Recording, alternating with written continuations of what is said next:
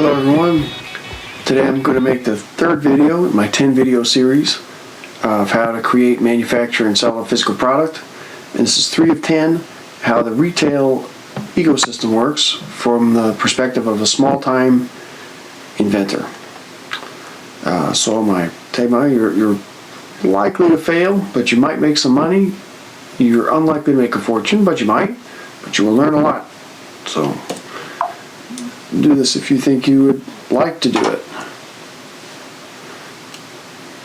Okay, for the TLDR here. What is happening here? There we go. Sorry.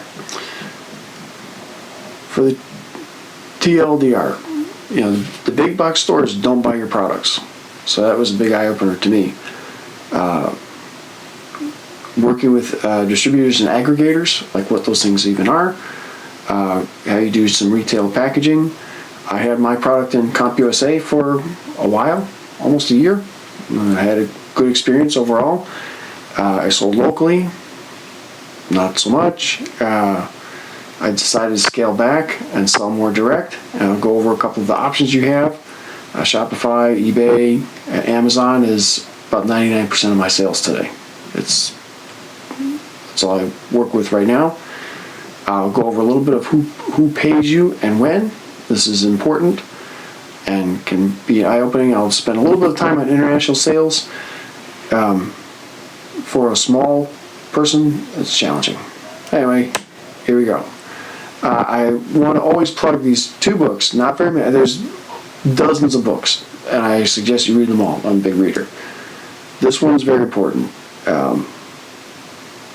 She has her own business. She basically is an aggregator, which we'll talk about in a minute, but she kind of lays it down to what it's like to invent a product and put it to market. And the next one is The E-Myth Revisited, very famous book. Talks a lot about how just because you're very good at baking a cake does not necessarily mean that you're going to be good at making a bakery, and the differences between them. Important book about business in general. Nice, easy read. And the guys, is a lot of fun. Okay, so in this series, we're up to number 3. So the first one, I went over about just try to be realistic in your expectations. You're going to think, oh, wow, what I have is the greatest thing since sliced bread. It might be, but you have to get other people to think that's the case. Last one, I went over how to learn things for free. There's a lot of tons of resources for everybody put on by the government, attorneys, manufacturers. Everyone's there to help you. Once you decide that once you show up and you ask good questions, they're going to help you. Then this one, retail ecosystem. Then I'm going to go into a whole lesson on shipping, which is very important. Pricing, which is super important, because if you don't price it correctly from the beginning and really stick to your price, you're going to go out of business pretty quick. Advertising, what you'll need to do, and conversions, and then how to learn from your environment. A little bit about another lesson about customer relationships, how I did it, and what happens when you get returns, what to do about bad feedback, what happens when you get bad feedback, what's worse when you get fake bad feedback, which is bad, spamming, how to sell on these various marketplaces. We'll go into that a little bit. There's lots of full-blown courses, but I'll just give you a basic tour of what it's like. And then finally getting into prototyping and manufacturing, because if you start with the manufacturing first, you might not ever get to the selling part. So, big box stores do not buy your products. I was like, whoa, what? And you get paid months after your product sells. So they are like a storefront, and you're leasing the space inside their stores. So they have deep relationships with Coca-Cola. That's why there's cases of that, and cases of you see certain brands. You see the, what are they called? Hamilton Bay fans at Home Depot. Like they have half the store of fans. So they have special relationships with people in there. You're going to manufacture your product, a lot of it, and sell it to them. I'll go more into this in details They're going to distribute it for you, sell it to the consumer, and after allowing for a lot of chargebacks and returns, you're going to get paid through a few different things. It can take more than 6 months. That's part of the reason why at the front of every store, Target, Best Buy, Walmart, you bring something back, they're like, sure, bring it back, because they're not paying for it. The manufacturer's paying for it. So with a small manufacturer, that kind of hurts when someone says, oh, I wasn't sure what pants I wanted, so I bought 4 pairs of pants and just returned the other 3. Well, that sucks, because the people that made those 3 pants had to eat the loss, and then they get thrown out into the into the landfill. So you don't want to do that. You have to be well financed to do well with big box stores. Like lots of inventory, lots of money. So what a distributor and aggregator will do, and I'll have some boxes and arrows for you in a minute. They consolidate people. Like an aggregator means someone that brings things together. So they work with someone like me, someone like you, people with small products, and bring them into one brand so that they can sell it. So that maybe they have $10,000 products, so they can say, okay, now I'm a $100,000 business. Then the aggregator does business with the distributor. The distributor doesn't really want to talk to anybody. They don't have time to deal with somebody so small. They need people dealing with millions of dollars in business. They will control your listings on various sites. We'll get into that in a little bit more in detail. So if you have your own listing of your own product, but you go through a distributor, they're going to be higher ranked. I went through a distributor called D&H, and their listing came up first in Amazon because we were both selling the same. Well, I was still allowed to sell a product under my own name, but their rank was so much higher than mine that their listing came first. And my listing was a labor of love. I had frequently asked questions. I had paragraph after paragraph of information. I have pictures. I have reviews. And they're just like, they just took a picture of it like on the floor. It was awful. And they just didn't seem to care. My product was not worth their time. Let's see. So that's mine. I went through a company called D&H. I'm going to name call them because they're still around. Victory Multimedia. They stole $3,000 of my inventory. So what happened to me is I was calling around. I did a lot of let my fingers do the walking. I called a lot of people when I started in 2008, 2009. For D&H, I was too small. So they recommended an aggregator, and there was one other company, I forget their name right now. There's D&H and one other one. And they said, you know what, you should use Victory Multimedia because they're an aggregator and they would be a good fit for you. And the guy was a creep. I don't remember his name, thankfully, but he gave me bad vibes because I had talked to him earlier. But over time, I basically had to decide. If I want to get in with D&H distribution, I had to go through Victory Multimedia. So I sent off, to me at the time it was a lot. In hindsight, it really wasn't that much. I sent off, it was $3,000. I remember the dollar amount. So it's, I forget exactly, 200 units, something like that I was sending to him. About that. And anyway, he never paid me. They all got sold eventually, and he never paid me. So one more reason to be careful of doing this, especially if you're a little person. And I was in Florida, and he was in California, so he was not within strangling distance, as they say. So I couldn't even. There was so little. There was a little enough amount of money involved, so that it wasn't worth it for me to pursue him, which I think is part of his business plan. Anyway, awful person. So this is how your product gets through to these big box stores and colleges and universities. I thought my product is a computer accessory. It's here just as a little refresher. So it goes on the bottom of your computer, helps keep your laptop safe, and a lot of other benefits like that. So I thought a good market for me was colleges and universities. I called a lot of colleges and universities, and they said, oh, we all go through this distributor, D&H. So I was like, okay. So that's, how the first part came out.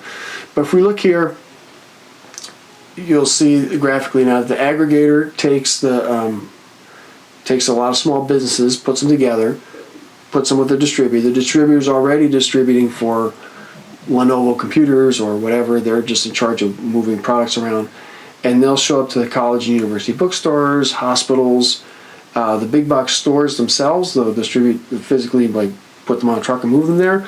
But they also do the listings of bigboxstocks.com. So if you have an experience as a consumer, and you say you go to Walmart.com, and you say, oh, there's a great dog bed, but they'll ship it to me in 2 days. Okay, well, you buy it from Walmart and they ship it, and it's actually coming from the distributor.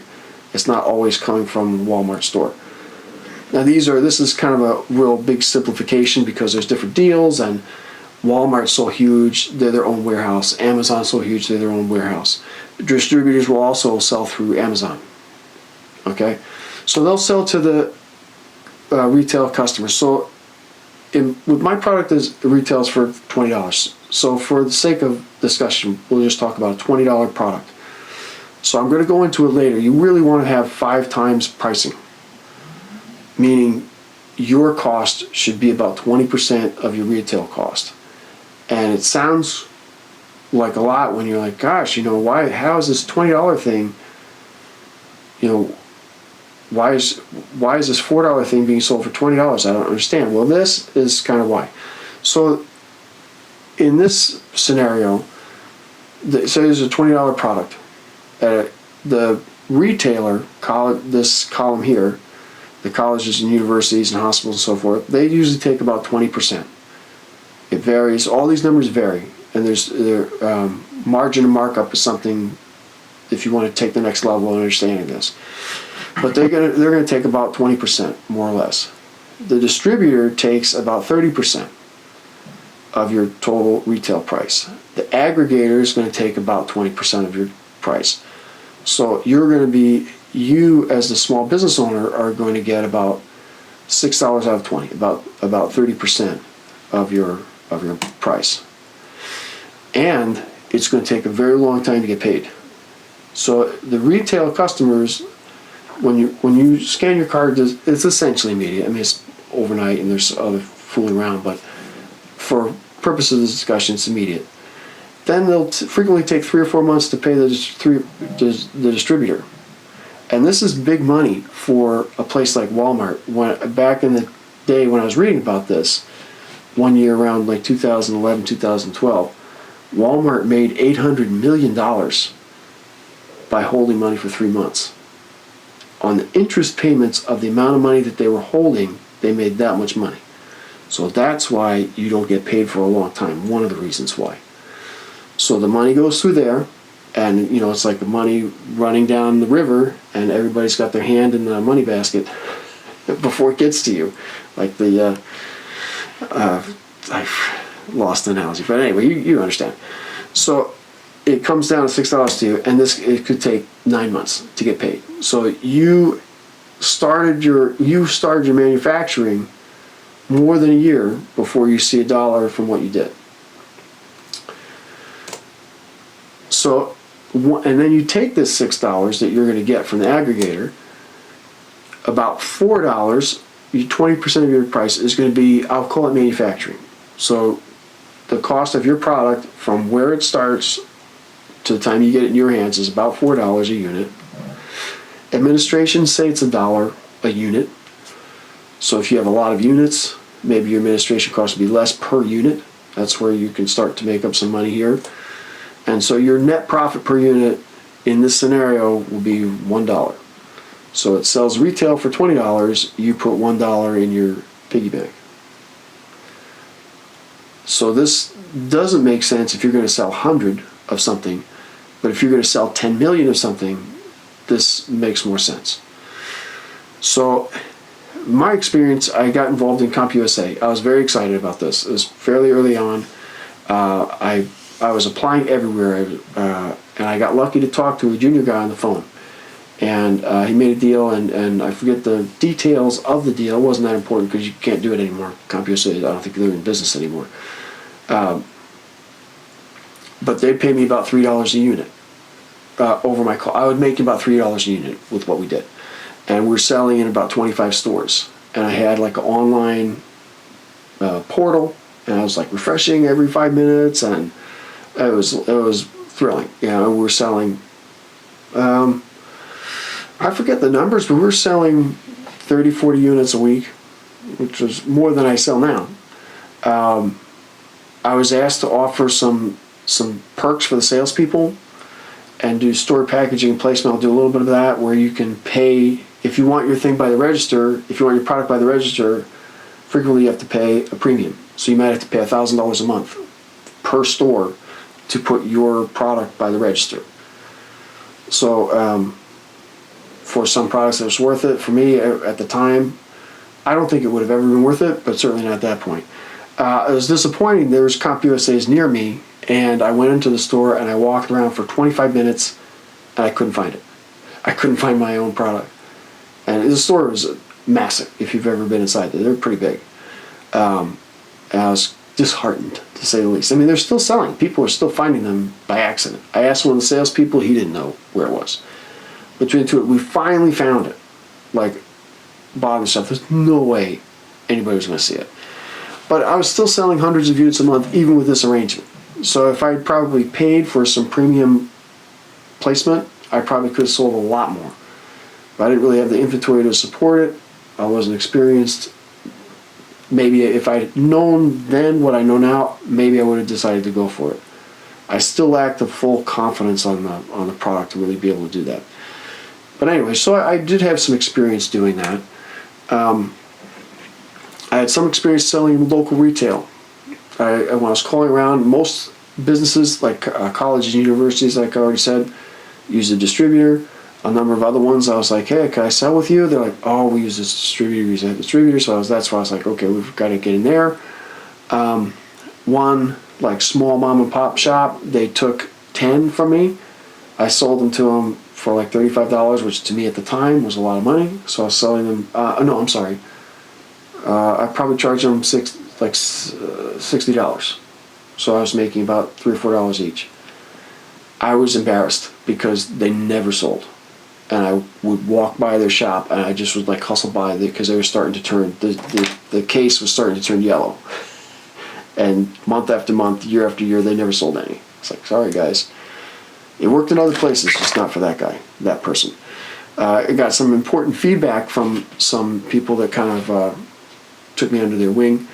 A few of the people got it paid up front. For my product, trade shows and flea markets didn't really work well for me. For certain other items, they might be great. Like woodcraft seems to do really well. There's people on YouTube that they're on YouTube, so they have to be telling the truth, right? They seem to sell a lot of cutting boards and stuff like that. If you're into those types of products, maybe trade show, flea market type of thing would be, or craft show would be a good thing for you. My own personal low budget meant very sad displays, so it looked not very good. But if that's your thing, you want to have a pop-up store and you're really into that and you have handmade jewelry or whatever, maybe that will work out great. Or if you have really good synergy with something, like if you make a yoga, my product is very general purpose. So general interest, which meant wide and shallow market, deep, difficult to get into. If you have something for fanatic yoga people, and it's, I don't know what might be great for yoga, like a mat carrier or something like that, you might have very good in with yoga stores. You maybe be able to place them for each retailer, small retailer, it depends. You might be able to say, hey, can I sell these? And if you sell any of them, you get to keep whatever, $10, and just give me the rest. So that your product is just sitting there, and if they like it, maybe they'll go for that. It's pretty rare to get paid up front for a product, but who knows, it can happen. If you're talking to the person who owns a yoga studio, maybe it would happen. It's tougher to sell to a franchise, but if you do, then you get, if you have some, dumbbell holder or something like that for a gym, and they're Anytime Fitness, well, Anytime Fitness is kind of big time, I guess, these days, but, you sell once to many stores. I was not able to do that, but if you are, that's a good way to go. So retail displays, you have to buy these and provide them, and you also pay extra for store placement. And you can pay with CompUSA. They were asking me to pay like sales bonuses, and I was just like, I just wasn't really into it. But apparently, that's how they. One way to sell certain things, like if you're trying to push a particular mouse or something, you offer, bumps to the salespeople. That I don't, that would depend on the place. I don't know if Best Buy does that, for example, but CompUSA did. So the retail displays look like this. So the stuff on the left, I got that stuff from the internet the other day, and these last two I took. I was in Walmart today and I took some pictures. So you see that they're hanging on a strip, and these are straws. And in the store where I was today, there was hundreds of these straws. There was straws in every aisle. There was bananas about straws. I don't know why we sell that many straws. And if you look in this part here, they're labeled. So I'm not sure who does the labeling. Probably Walmart. But you see how very organized it is, because it tells the store employee where to put it. The D92, exactly where to go. So if you get this far into Walmart, you're probably going to be working with somebody who knows this stuff, and they're going to ask you to label your products this way, so that the box shows up in the store already labeled correctly, and then they just have to hang it on the shelves. And this is another product I found today, Corn Dude, just to give you an idea of what you might be up against. If you have an idea of something like this that's cute or whatever, they're selling this product at retail for $2.98. That means that they're making this container, this product, for about 60 cents. So if you look at the product, it's not super simple. You have white plastic, you have black plastic, you have green plastic, you have two parts. You have the two parts of the corn. There's probably some metal, like stabby things in here, so you can get at the corn. You have the package. If you look at the way this package is done, you see how my package is like a rolled edge, like this. And that package is like kind of like the cardboard is pressed around the plastic. So it just depends on what kind of machine really they have. But with the way that they have it, they can do the artwork all the way around it. So they have a corn artwork all the way around it. My artwork is a card that's inside plastic. So these I'll go into a little bit more detail about this kind of thing in another lesson. But with these, if these numbers are anything like the numbers that I had, they're making about 20 cents per unit that they sell. And if they made 100,000 and they only sell 1,000, they only got $200 back, and the rest are going to go in the garbage. But if they sell 1 million, they made $200,000. But that's, I don't know if Corn Dude is that successful, but I don't know how it could be done to make something like that cheap. This manufacturing this, to me, now I'm doing it in tiny lots, relatively, 1,000 units. Oops. 1,000 units. This cost me about $4 landed. So that's like a tiny fraction of that. And if you watch Shark Tank, you'll see discussions about whether things should be $4 or whatever. Okay, so I decided to scale back, and you sell less and make more. Sell fewer units and make more. And for me and my product, it makes sense. I was tired of the grind. I needed to get a day job again. That's a whole other story. I was tired of getting ripped off. I realized that I had a $50,000 product, not $1 million product. For the first little bit going on, I would talk to people. They say, "Oh my God, that's a great idea. You're going to be a millionaire." I was like, "Really?" I'm like, "Yeah." I'm like, "Oh, maybe I will be." But no one's going to tell you that your idea sucks to your face. Well, some people might, but they probably don't like you. Most people won't do that. And so it's hard to get an honest read of what your product is. The dollars, people reaching into their wallet and buying it. There's a little aside.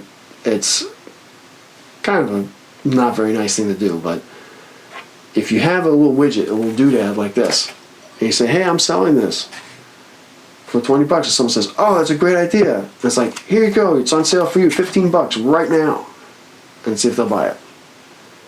That's very aggressive. Some people say to do that. I've rarely done variations of that, and it almost never goes well. So, unless someone's really willing to take out their wallet, take what they're saying with a grain of salt. Anyway, I was able to control my listings once the distributors sold through, which took a while. They lost their listings because they didn't have the product anymore, not that they cared that much about it, and then I got control over it. So my wonderful listing that I spent a lot of time on became the primary listing on Amazon, because my listing is the only listing for my product. And I would recommend doing that if you want to do something like what I did, that's what I recommend doing. The same retail price, but I kept a lot more, and we'll go into that. I also had money left over to advertise. Now, in the first scenario, when you're only getting $1 back, you really can't advertise much at all. 100% online, no retailers. It was more trouble than it's worth for my product and my situation. Your mileage may vary, but something to keep in mind. Something to try, certainly, but something to keep in mind. One option is Shopify, or doing your own website. You're going to need to promote it yourself. You can do something like Wix or similar. There's lots of things that you can build yourself. You can hire somebody on Fiverr.com to build your site without spending a lot of money. You need to have some kind of payment processor. For a long time, I used PayPal. You just click a button and buy it with PayPal. I could DIY because that was my day job. My website, I'm a back-end engineer, not a front-end engineer. My website looks like it, but anyway, I could do all my own website maintenance and email maintenance by myself. And today in 2024, there's lots of tools that make it pretty easy. The small downside is that they do cost something. So you might be, depending on your plan, you could be $40 a month, $50 a month. Not the end of the world. Certainly if you're selling $10,000, $50 a month is a screaming bargain. But if you're only selling 3 units, you're losing money. So having your own website can add some legitimacy to your product. It can give you a way to get contact forms. When I first started mine, the internet was in a different state 14 years ago, and I used to get a lot of direct traffic. And for a while, I sold more on my website, through my website and eBay, relative to Amazon. But that's just gone like whoosh. Amazon is the way to go today.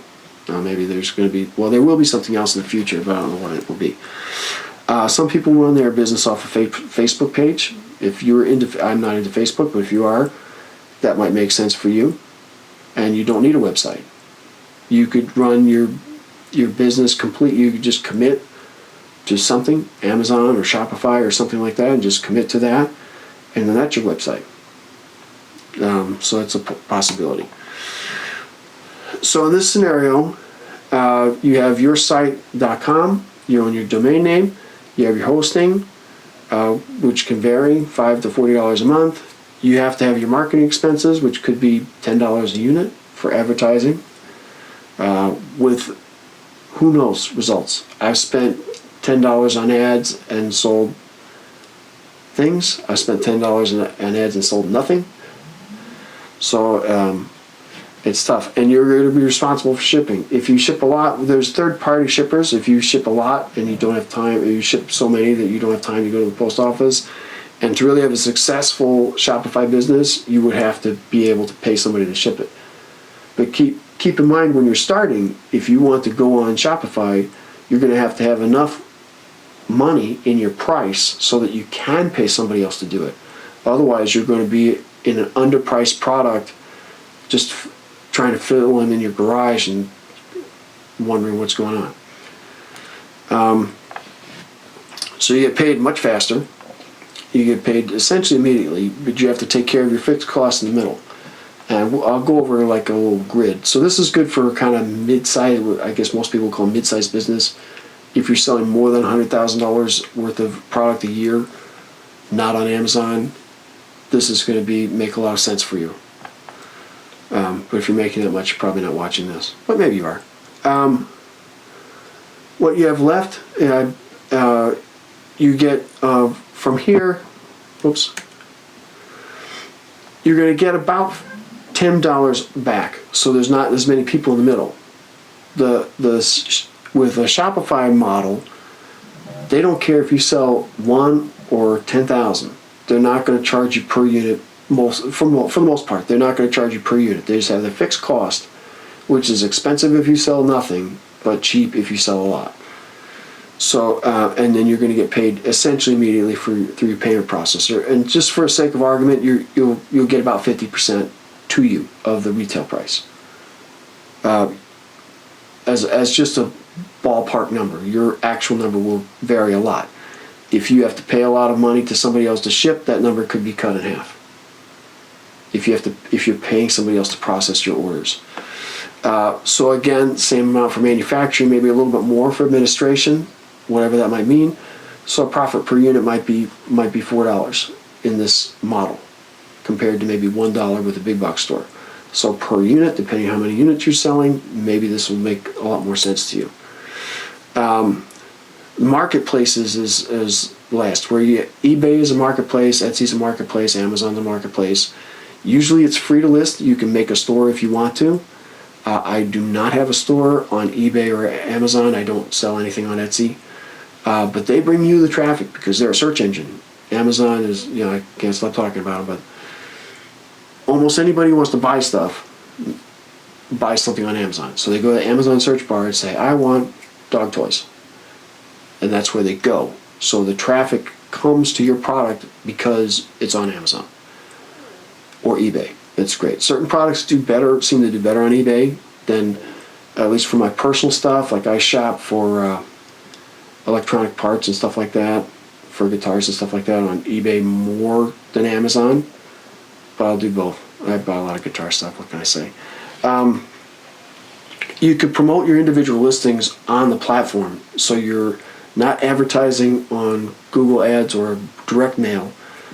You're promoting your listing on the platform, which is important. So say they have different words for it, but eBay does a promoted listing. eBay.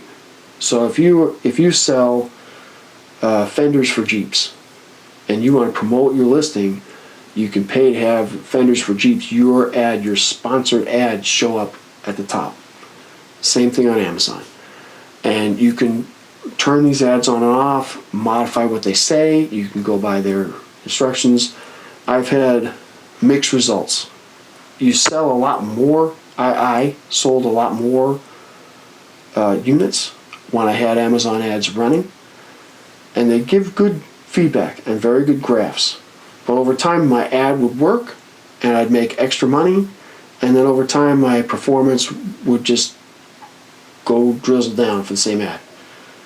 I'm not really sure why. I'm not an ad expert. All I did know is that I was having to buy more inventory, ship it out there faster, and it's just a lot of churn. So I got a lot more money in, but I had to give a lot more money out. And at the end of the day, I was left with pretty much the same. So I found that for me, for my product, at $20 a unit was not worth it. I'll go into this more in detail. To do another product, I would try to find something that would fit a $50 price point, because that gives you enough money to advertise. But that's for another lesson. So with the marketplace, it's the same diagram, so I'll sit on it for a little bit. I'm not going to go over it piece by piece. You pretty much I just picked Amazon over here on this side. You're going to get paid, Amazon pays every 2 weeks, at least in the United States, to me. eBay pays next day, so it's quite quick. You can ship it yourself or use FBA, which means fulfilled by Amazon, which I use. I highly recommend that. You get the amount of returns I get on Amazon are much higher, I think, than eBay. Because eBay, they know that you're dealing with me, and if I send you something, it comes from my house. With Amazon, people don't seem to care, and they just think, oh, Amazon's so rich. If I don't like something, I'm just going to return it. And so you get much higher returns. I I might get 1 or 2 returns a year on eBay, if that, not even, and 1 or 2 returns a week on Amazon. It's just part of the cost of doing business, so don't get too attached to your stuff. Marketing expenses will vary, can be lower, question mark there. If you're good at writing ads, you're going to crush it. I was not, so I didn't. So I stopped doing that altogether. So for me, my marketing expenses are 0, but my volume's lower. So with the marketplace, you wind up with a little bit more money, and this is pretty close. I keep track. I'll show you later my spreadsheets that I use. I'm not very complicated. Manufacturing has been the same in all these examples, $4 a unit. Administration is essentially 0. I hardly do anything on this at this point, and my profit per unit is $7 a unit. I'm satisfied with this. I don't sell that many units, so it's like definitely side income for sure. But it's also 0 administrative work. Pretty good. Okay, so just to kind of summarize this, big boxes can take 6 months or more to never. Local retail will vary depending on the deal that you're able to make. If you have your own website, your payment will essentially be immediate. Like within 24 hours, you'll have the money. In-person sales, same thing. You'll usually have like your Stripe reader or Square reader or PayPal reader, or I think Square changed their name recently. Who knows? I can't keep up with that stuff. But you get paid right away. eBay, you get paid next day. Amazon, I get paid every 2 weeks. I think it's different for different people, but in my case, I get paid every 2 weeks. Works out. So, in summary, the distributor is the best for very large volume people. $1 million a year plus. You start to be able to make more money with the distributor. You have people are paying. You're essentially paying the distributor to do your distribution. And if you're selling millions of widgets, you kind of need that. You can't sell millions of widgets out of your garage. Larger upfront costs, longer time to get paid. DIY or Shopify, I found to be best for midsize. Although you'll find some smaller people crushing it on Spotify. You have some larger fixed costs that get smaller as you scale up. Your fixed costs stay the same. Marketplace is best for everybody else. Now your costs are generally based on a per unit, so you don't have to pay a whole lot. You pay a pretty nominal amount. My product's not very big, so I pay a monthly amount to store this at Amazon. It's like a pittance. It's really, I don't even remember, $15 a month or something to store a pretty good size, store a 20-pound box of these at Amazon. So if you had something big like pillows or mattresses or something, you'd have to really consider the storage cost differently than I do. On a relatively small item with not a lot of inventory, a typical inventory amount that I keep at Amazon for these is about 200 units, and I get a notification if I go down to 100 units. So I'm selling about 100 units a month. So about once a month I send 100 units to Amazon, and they keep it for me, and I do fulfilled by Amazon.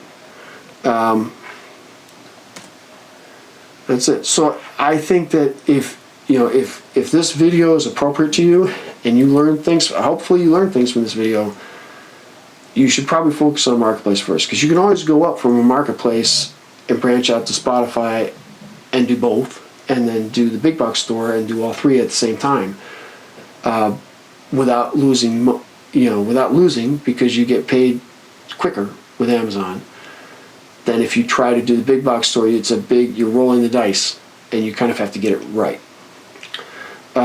Also, just a point of curiosity, I have a listing on Walmart. I had a listing on Walmart.com for at least 8 years, and I sold 0, not a single one on Amazon, on Walmart. It was so weird. I don't know why, but never did. People aren't looking for that in Walmart. Briefly, I said I was going to talk about it. For the international sales, you need scale. It's very tempting. It's a huge market. I'm based in the United States. When I started, I could ship anywhere in the world for $3.12 because the United States government, through the post office, basically subsidized it. Today, in 2014, the same package can cost me $17. And I'm trying to sell my product for $20. And for a while, I would say, okay, it's $20 US free shipping and $27 to ship to Europe, when it cost me $13. And now it would be no one would buy it. No one's going to buy rubber feet for $40. So I just stopped selling internationally. But for a while I did, when it was cheaper. You can set up with Amazon. I sold in Amazon UK for a couple of rounds. It was about 6 months of time. Setting up with the software is easy, but you really, unless things have changed, it's been a few years, you really need somebody on the ground, because Amazon is a machine, and you need somebody to make sure that the machine is getting your stuff. And at the time that I did it in, what year would that have been? About 2015, 2016. So I'd mail it over to there, and the tracking wasn't great because I'd have to go from one carrier to another, and I would call the Amazon warehouse and they'd have no idea who I was, and you're just supposed to like hope that your stuff gets where it's supposed to go. You also have to work with value-added tax from Europe if you're not familiar with that. So I sold in Amazon UK for a few years. It was not very much, a few $100s worth of product, and I broke even. And so I just said, forget it. I'm not even sure if it was so close to break even, it just wasn't worth the trouble anymore. When I first started, I sold a lot internationally, and I could ship it for the same price internationally as I could in the United States. So I was selling through eBay at that time. But just kind of something to keep in mind, that if you're relying on inexpensive shipping, it might not always be there for you. So it has to be part of your business planning that you might not do it. So the advantages of, if you have enough of a international business that you can talk to Amazon, that it makes sense for you, you can push your stuff over there, and Amazon will act as a warehouse for you, and then ship your stuff from there. And they have different parts in the European Union of, they have one in Germany, and they'll ship it to, Poland and stuff for you. I mean, I'm not sure exactly how it works, but once you're able to get your products into Europe and distributed into the Amazon warehouses in Europe, that's the trick. Once it is, then it's popped up and listed on their websites. So the solution to that is, of course, digital products and Kindle books, that's a whole other thing. But anyway, so let me take my mug off of here. So I like to put these cards in all the shows all these videos I'm doing, just to show the real life story, not a bunch of BS about how you're going to make $10 million on Amazon. This is a real deal. I go over it in different times. Let's see what was relevant here. Gross profit per unit, Amazon $6.20, eBay $8.44. How many units I sold? Total about $10,000, 10,000 units altogether.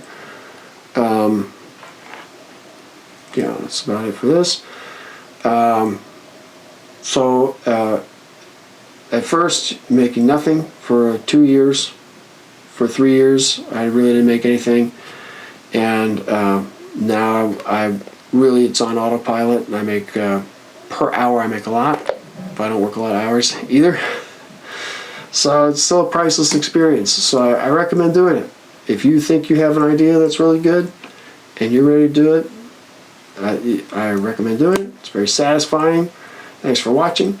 Next time I'm going to go into detail about shipping and how moving your product from place to place can be up to half of your costs. So you want to be careful with that and watch it. Thanks again, and see you next time.